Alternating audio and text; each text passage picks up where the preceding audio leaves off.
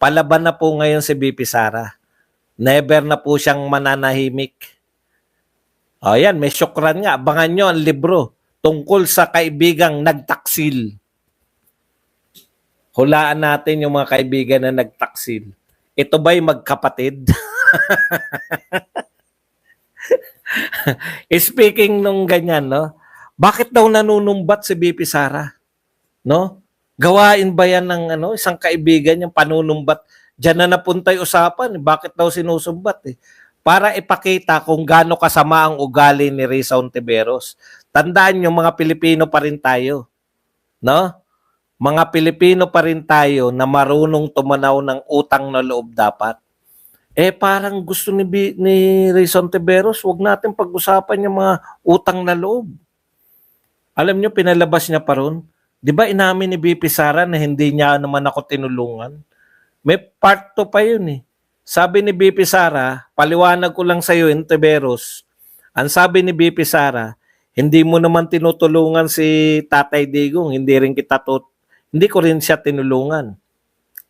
Pero dahil kinulit mo, no? Dahil kinulit mo, inutusan niya, pinakiusapan niya yung isang congressman na bigyan ka ng tulong.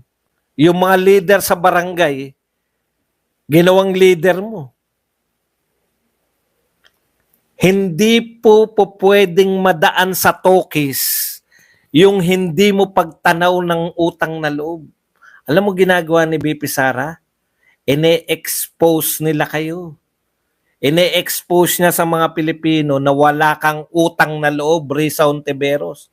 Bakit daw panay daw ang sumbat ngayon ni BP Sara? Kung nakatulong, dapat, yun na nga eh. Sinusumbat sa inyo na tinulungan na kayo pero kinakawawa nyo ngayon yung pamilya. O si Risa Hontiveros, ayaw umamin na may utang na loob. O ganyan ba? Kaya yung kawawa yung chikibam mo lalo. Sinong pakikiusapan ninyo na local government na papayag na kayo'y suportahan samantalang yung dating mga local government pala, pag nanalo na kayo, wala na yung utang na loob. Hindi po dahil sa modernisasyon. May mga values po tayong mga Pilipino, no?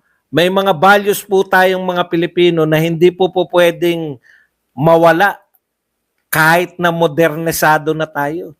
Yung pagtanaw po ng utang na loob, hindi po nawawala sa mga Pilipino yan. Huwag niyo sabihin, ngayon pinalalabas, hindi naman daw siya tinulungan. Ganun, hindi ka tinulungan. Nilabas na yung mga post mo noong 2016. Kung paano kayo dumikit. Tignan nyo to. Nasaktan yata si Amy. Yung isa hindi nasasaktan yun, yung kapatid. Paano tayo masasaktan yan, Brad? Walang sakitan dito. Hindi tayo tatablan. Di ba? Immune tayo dyan sa mga sakit-sakit na yan. Singhot pa. Alam nyo kasi, no, sa totoo lang, hindi nyo po yan, yung utang na loob po sa mga tao, mas masakit naman. Pinamukha na sa inyo. Hindi nyo pwedeng i-deny yan. Dinideny ba nila? Dinideny ba ng magkapatid na sila ay lumapit kay BP Sara at sinabi na tulungan, hindi kami mananalo pag hindi mo kami tinulungan sa Visayas at Mindanao? Dininay na ba ni Amy? Dininay na ba ni BBM? Siyempre, didinay yan ni Jared, didinay yan ni Abby. Ang tanong, naroon ba kayo? Si BP Sara naroon. Di ba? I-deny niya yan, Jared ni Abby, na walang ganyan. Ngayon niyo ikwento na ang nagpanalo kay BP Sara yung si BBM. Ngayon niyo ikwento. Ngayong expose na sila. Akala nyo mananahimik ha? Bibi Sara, resign ka na sa DepEd. Kung ano-ano lang. Nagsalita yung mga pamilya mo, wala kang kibo. Oo, ano ngayon? Hindi na pamilya ang problema nyo. Yung mismong sinasabihan yung hindi kumikibo, ngayong kumibo. Sana pala, hindi na lang. Siguro naisip ng mga to, sana pala, hindi na lang natin pinag-resign sa DepEd. Hindi na lang kikibuyan. Pinoproblema ninyo si Tatay Digong nagsasalita, si Baste nagsasalita, si Pulong nagsasalita. Nakalimutan ninyo mas matalas ang utak, mas matalas ang dila, at mas matapang ang kamao ni BP Sara.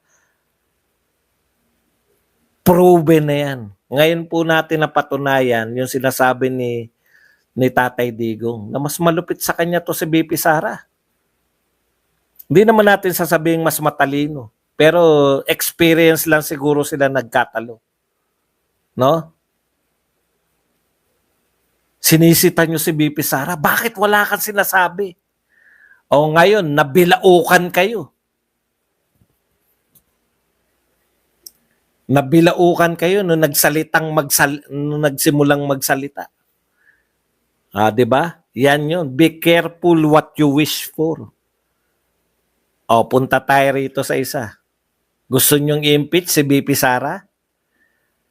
Ano yung kasabihan? Be careful what you wish for. Angal na naman to si Amik.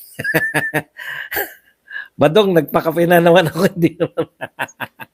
Amik, thank you very much sa 499 pounds na pangkape. Be careful what you wish for. Gusto nyong impeach? Takot ba si BP Sara na ma-impeach? Hindi po siya takot. No?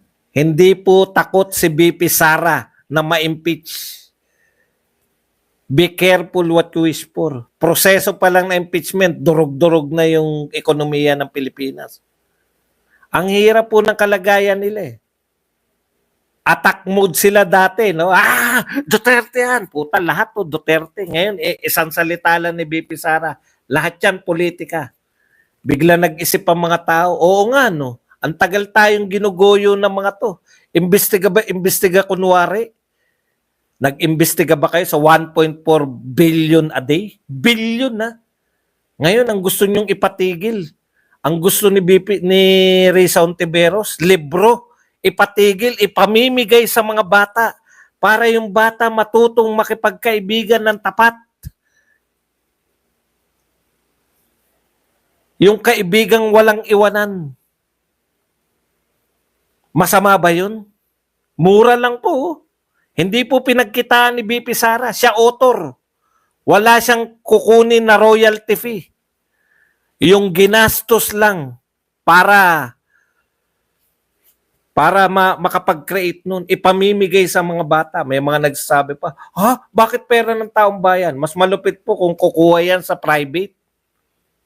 Di ba? Pag may nag-donate niya ng private, magkakautang na loob pa. Pag presidente na yan, babawian. Remember Mel?